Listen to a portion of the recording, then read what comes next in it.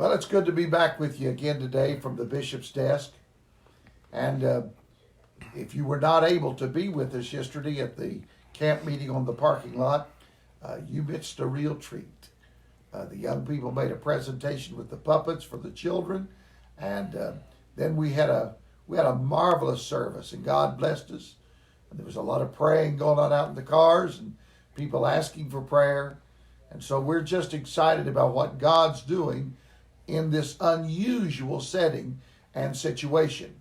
Perhaps this was God's way to do what God always wanted, and that was to get not only our church, but churches all around the world outside their four walls into the streets where the people are, and there to reach for them.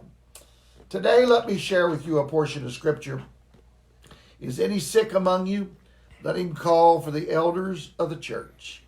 And I want to start today and tell you that I'm glad to have with me a lifelong member of Apostolic Life Cathedral, and that's Andy Jackson. Andy, I'm glad you're here. Glad to be here. Andy has a remarkable story to tell us from the observation of his family's history, the diagnosis of a doctor, and then the results of coming back to the house of God and being prayed. Andy, I'm glad to hear. Tell us your story. Several months ago, I had a place come up on my nose, and it kept getting worse and worse and worse, and everybody kept saying, you need to go have that checked. You need to go have that. My brother, my mother had one removed. My father he just had one taken off. And they had took off a what? Cancer off the nose. Okay. And so he kept on and kept on and kept on. I said, well, I kept putting it off. My wife told me, she said, that's not looking good. And I could feel it. It wouldn't heal.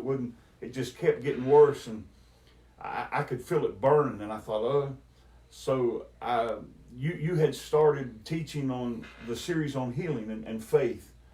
And you'd set men down in front.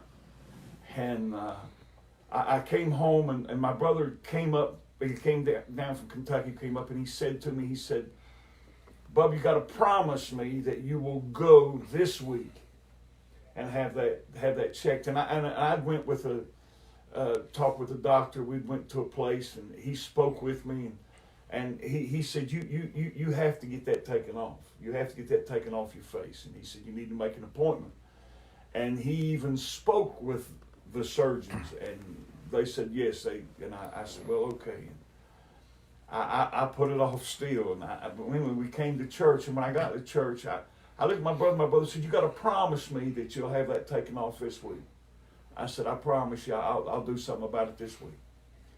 And I said, but I'm going to give God a chance. And he just looked at me, and he said, okay. He couldn't say anything about that. And so I came to church that next morning, in Sunday school. I came, and you'd had people sit down, and you'd no more started. And you said, when you feel at any time these men are here, I jumped up. The Lord said, run down there and have so-and-so pray for you.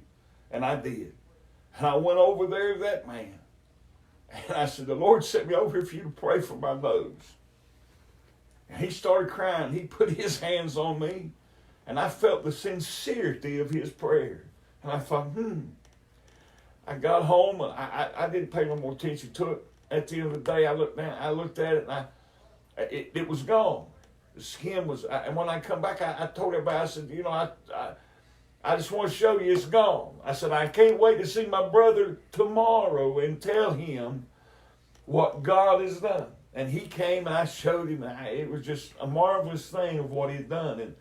And so the doctor even called back and said, hey, you need to have that taken care of. I said, it's taken care of. Now, you saw the doctor several times after that, too. Oh yeah, I've saw him many times. And he gave you a confirmation. That everybody knows you're looking good. I said, yeah, it is.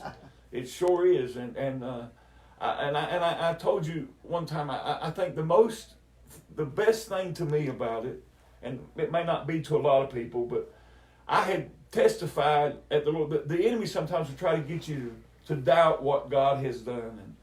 And I went fishing the next day and never thought about that being fresh skin, and it ate down in there, and there's this place, and I got sunburned so bad on my nose, it was awful. It blistered.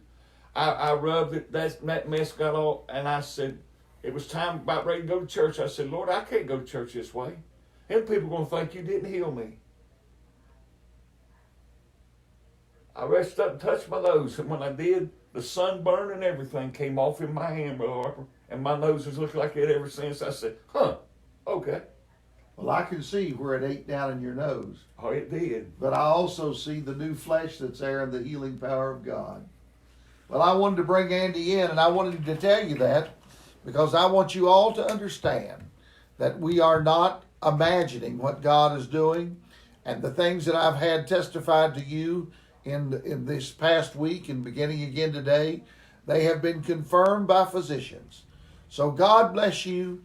Be with us again tomorrow. And oh, by the way, tomorrow evening at 7, we'll be doing Bible study again. We'll continue our lessons that we're doing on the effectual fervent prayer, how to pray an effective prayer. So it's going to be great. Now let me take you ahead to next Sunday, weather permitting. Next Sunday at 2 p.m. we will have camp meeting on the parking lot, but the parking lot will be the Eastern Heights parking lot in front of the old address of the Big Lot store. So we're going to be there. We're making room for a lot of people. Our crowd is growing because of the parking lot meeting every Sunday, and we want you to be with us. And if you can't be with us, we will be live on Facebook. God bless you. We'll see you tomorrow at 2.